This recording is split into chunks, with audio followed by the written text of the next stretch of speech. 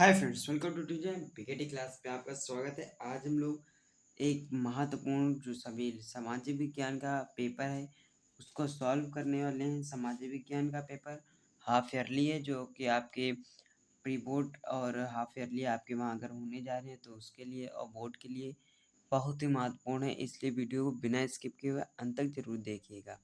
चलिए वीडियो को स्टार्ट करेंगे। समय आप लोग जानते ही हैं 3 घंटे का है और पूर्णांक 70 नंबर का है। और इसके जो इंस्ट्रक्शंस दिए गए हुए हैं, खंडा में आपको 20 बहुविकल्पी मिलेंगे, तो उसके लिए सॉल्व करते हैं। अगर आपने हमारे चैनल को अभी तक सब्सक्राइब नहीं किया है तो चैनल को सब्सक्राइब जरूर कर लीजिएगा। और आज का एक कोड जो आपको बढ़िया ऊर्जावान बनाएगा। आज आज थोड़ा और पढ़ ले दोस्त, आज थोड़ा और पढ़ ले दोस्त, क्योंकि किसी कोने में बैठा कोई और शख्स तुमसे ज़्यादा पढ़ रहा होगा। इसलिए पढ़ाई को नहीं छोड़ना है, पूरा शिद्दत से पढ़ते रहना है। चलिए एक क्वेश्चन है पहला ही हम लोगों का। The spirit of law the spirit of law के रचयिता कौन है? वोल्टेयर, मॉन्टेस्क्यू, लॉक और रूसो। इसमें मॉन्टेस्क्यू सही होगा। मॉन्टेस्क्यू के जो एक स्पिरिट ऑफ लॉ के रचयिता ये हैं, और रूसो ने लिखा था द सोशल कॉन्ट्रैक्ट। ठीक, द सोशल कॉन्ट्रैक्ट नामक बुक रूसो की है। दूसरा, जर्मनी के एकीकरण में भूमिका किसकी थी? तो अगर जर्मनी से पूछे तो ओटोमन बिस्मार्क की थी, और इटली से हम लोगों की मैसनी की थी। ठीक, और उसके आगे क्वेश्चन देखते हैं। नेक्स्ट क्वेश्चन हम लोगों का तीसरा वाला। महात्मा गांधी ने असहयोग आंदोलन कब प्रारंभ किया? महात्मा गांधी जी ने असहयोग आंदोलन 1920 में आरंभ किया, 20 से जो कि 22 तक चला। ठीक है, और 5 फरवरी 1922 को चोरी चोरा नामक कांड हो गया, जिसे असहयोग वापस ले लिया गया। ठीक है, और 1919 में हुआ था 13 अप्रैल 1919 में जलियांवाला बाग हत्याकांड, जो कि अमृतसर वर्तमान पंजाब में हुआ था। ठीक है, और चौथा हम लोगों को जलियांवाला बाग सेम दिखा 13 अप्रैल 1919। 13 अप्रैल 1919, ये तो मैंने अभी बताया। आर्थिक महामंदी का प्रारंभ कब से हुआ? यह 1929 से हुई, 30 से हुई, या 1924 से, या 1928 में? ये 1930 से इसका स्टार्टिंग हो गई। ठीक है, सत्ता के क्षैतिज वितरण से क्या तात्पर्य है? सत्ता का संघीय वितरण, सत्ता का अलगाववादी वितरण, कार्यपालिका व्यवस्थापिका तथा न्यायालय के बीच सत्ता का बंटवारा। केंद्र और राज्य के जो केंद्र है और राज्य सरकार के बीच सत्ता का बंटवारा। इसका जो हम लोगों का होगा सी हो जाएगा। जो सत्ता के क्षैतिज वितरण में क्या होगा? कार्यपालिका व्यवस्थापिका और न्यायपालिका के बीच सत्ता का बंटवारा होगा। ठीक है, सी वाला एकदम राइट हो जाएगा। और ये क्वेश्चन जो है बहुत महत्वपूर्ण क्वेश्चन है। ये बहुत से उसमें मॉडल पेपर में भी आया हुआ है, और ये आपका जो पेपर्स हुए हैं प्रीवियस ईयर के उसमें भी यही आया हुआ क्वेश्चन है। बेल्जियम में किस प्रकार की सरकार है? सामूहिक सरकार है, सामुदायिक सरकार है, राजतंत्र है, या इनमें से कोई नहीं? जो हमारा बेल्जियम है, बेल्जियम एक यूरोप का बहुत छोटा सा देश है, और ये इतना बड़ा है जितना हम लोगों के भारत का हरियाणा राज्य है, उससे भी छोटा ही होगा। ठीक है, और ये इसकी जो सीमाएं किससे किससे लगती हैं, ये बहुत महत्वपूर्ण एमसीक्यू बनता है। ठीक है, तो इसकी किससे किससे लड़ेंगी सीमाएं टच होती हैं? फ्रांस से होंगी। पहला फ्रांस, नीदरलैंड, जर्मनी, लग्जमबर्ग। एक बार फिर से इसको दोहराएंगे। फ्रांस, नीदरलैंड, जर्मनी और लग्जमबर्ग। ठीक है, और ये इसका यहाँ की सरकार किस प्रकार की है? वो सामुदायिक सरकार है। ठीक, आगे निम्नलिखित में से कौन सा संघीय सूची का विषय नहीं है? संघीय सूची का विषय है, सॉरी नहीं बोल दिया। इनमें से निम्नलिखित में से कौन सा संघीय सूची का विषय है? यानी कि ऐसा कौन सा विषय जिस पर केवल किसका अधिकार है? केंद्र सरकार का। रक्षा का होगा, कृषि का होगा, व्यापार या शिक्षा का होगा। इनमें से जो संघीय सूची का विषय है वह रक्षा होगा। इस पे केवल सेंट्रल गवर्नमेंट का अधिकार है। निम्नलिखित में से केंद्र शासित राज्यों की संख्या कितनी है? 9 क्वेश्चन हम लोगों का देख चुके हैं। भारत में केंद्र शासित राज्यों की संख्या भारत में केंद्र शासित प्रदेशों की संख्या 9 थी, जो घट करके अब 8 रह गई है, ठीक है। और हम लोगों के यहाँ राज्य जो कितने हैं भारत में, राज्य हम लोगों के कुल 28 राज्य हैं और 8 केंद्र शासित प्रदेश हैं, कुल मिलाकर 36। भारत में पंचायती राज की स्थापना हुई, कब हुई? 1980 में, 1990 में, 1992 में, 1995 में। भारत में पंचायती राज की स्थापना 1992 में हुई। सी एकदम राइट हो जाएगा। सोपानी खेती सीढ़ीदार यानी सोपानी खेती या सीढ़ीदार खेती किस राज्य में की जाती है? सीढ़ीदार खेती करने के लिए ऊंचाई चाहिए, यानी कि वहाँ पे पहाड़ होना चाहिए, ठीक है। उसी क्षेत्र पे कर सकते हैं जहाँ पे पहाड़ होंगे, समतल पे सीढ़ीदार खेती थोड़ी ना कर सकते हैं। तो यहाँ पे उत्तराखंड में हम लोगों का पहाड़ है, यानी कि पहाड़ी क्षेत्र यहाँ पे उत्तराखंड है। और ये सेम टू सेम क्वेश्चन इसके बहुत से प्रीवियस ईयर क्वेश्चन में आया हुआ है, ठीक है। और नेक्स्ट क्वेश्चन हम लोगों का, निम्नलिखित में से कौन सा परंपरागत संसाधन है? परंपरागत यानी जो बहुत सालों से चला आ रहा है, यानी बहुत पूर्वजों के समय से चला आ रहा है। पवन ऊर्जा, सौर ऊर्जा, ज्वारीय ऊर्जा या कोयला? कोयले का उपयोग जो है वो स्टार्टिंग से यानी बहुत सालों से लगातार होता आ रहा है।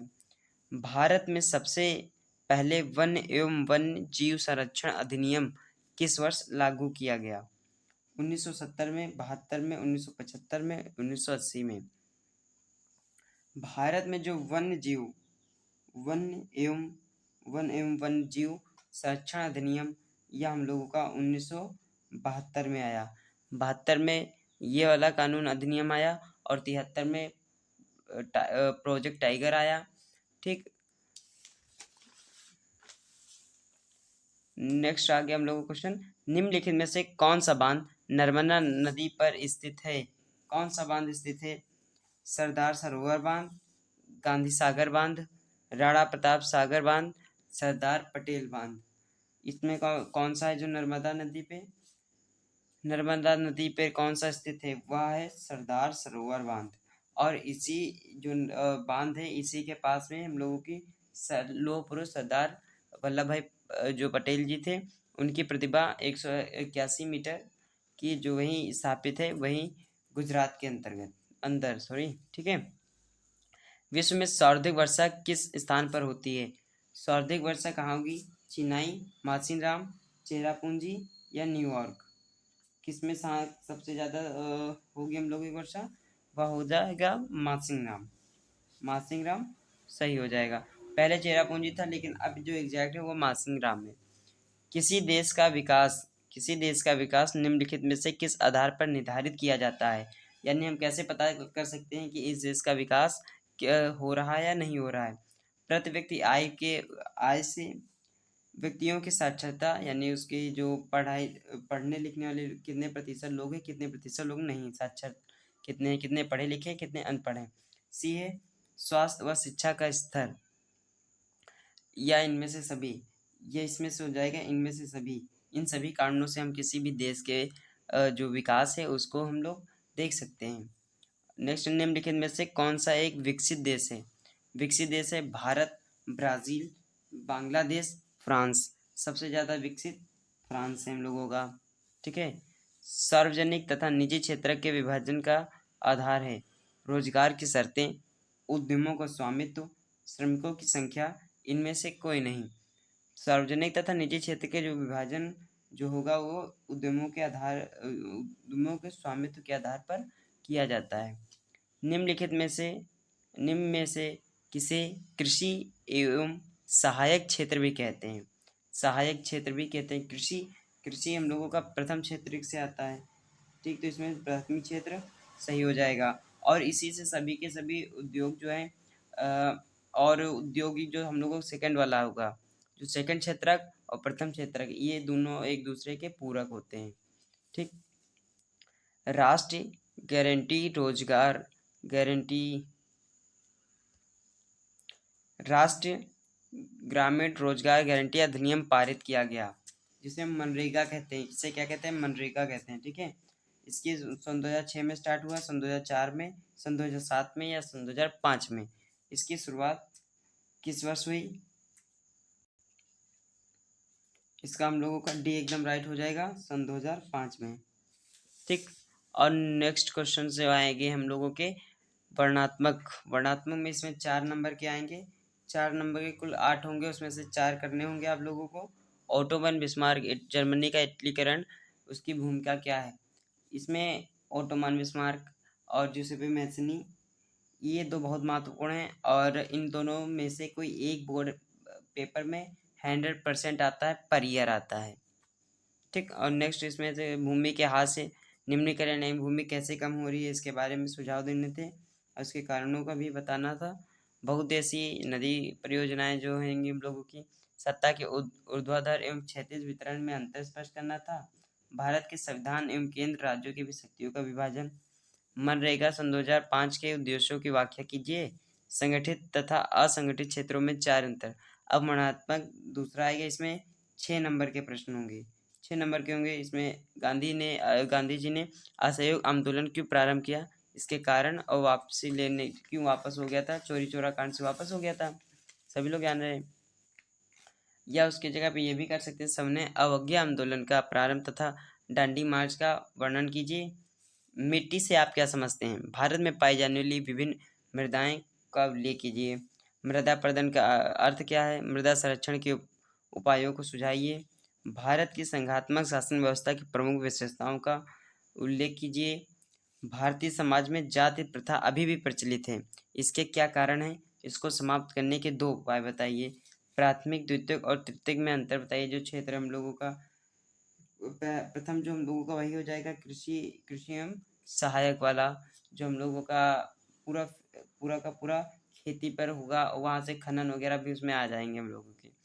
ऋण के औपचारिक तथा अनौपचारिक स्रोतों को अथवा भारत में ग्रामीण परिवारों के साख के 4 प्रमुख कारण।